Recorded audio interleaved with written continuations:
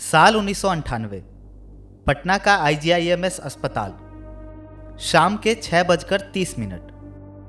बिहार सरकार के मंत्री ब्रिज बिहारी प्रसाद अपने बॉडीगार्ड के साथ टहल रहे थे। अचानक एक एम्बेसडर कार तेजी से अस्पताल के गेट में घुसती है। कार से उतरते हैं नकाबपोश शूटर। अगले 30 सेकंड तक गोलियों की गूंज पूरे अस्पताल में फैलती है और जमीन पर गिरा होता है एक मंत्री का निर्जीव शरीर। यह हत्या केवल एक राजनीतिक मर्डर नहीं थी, यह था संदेश। संदेश था बिहार की सत्ता की चाबी बोर्ड से नहीं, बंदूक की नली से गुजरती।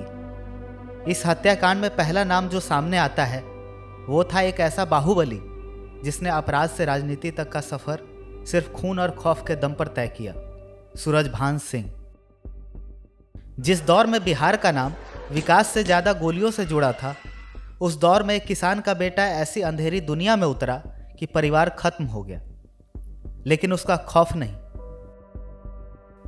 पिता ने गंगा में कूदकर जान दे दी, भाई ने फांसी लगा ली, पर सूरजभान सिंह का सफर रुकने वाला नहीं था। सिर्फ अपराध नहीं, जेल से चुनाव, जेल से राजनीति, AK-47, रेलवे टेंडर, मर्डर, रंगदारी, और वही आदमी बाद में सांसद भी बनता है, चुनाव जीतता है और पूरे बिहार की राजनीति का किंग मेकर कहा जाने लगता है।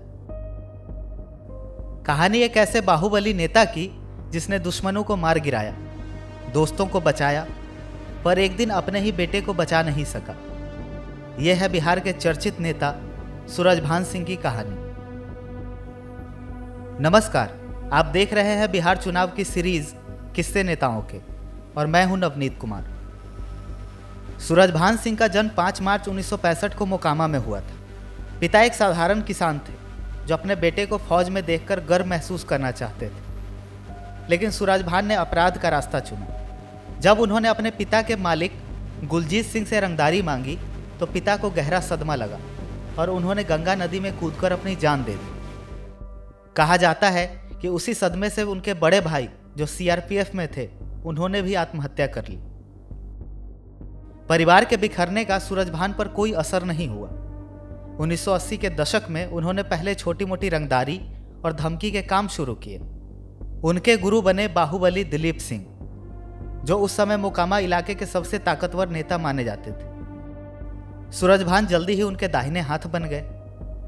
समय के साथ सूरजभान का कद बढ़ता गया और 1990 तक वो इलाके के बड़े चेहरों में शामिल हो गए। लेकिन जब उनके चचेरे भाई मोती सिंह की हत्या दिलीप सिंह के करीबी नागा सिंह ने की तो सूरजभान और दिलीप सिंह के रिश्ते टूट गए। 2000 में सूरजभान ने गुरु के खिलाफ ही मोकामा से निर्दलीय चुनाव लड़ा और जीत गए। 1990 के दशक में सूरजभान और नामी डॉन अशोक सम्राट के बीच वर्चस्व की लड़ाई छिड़ गई। गोरखपुर से लेकर बेगूसराय तक रेलवे ठेकों पर दोनों का वर्चस्व था। इसी टकराव में मोकामा में मुठभेड़ हुई, जिसमें सूरजभान के पैर में गोली लगी और उनके 2 सहयोगी मारे गए।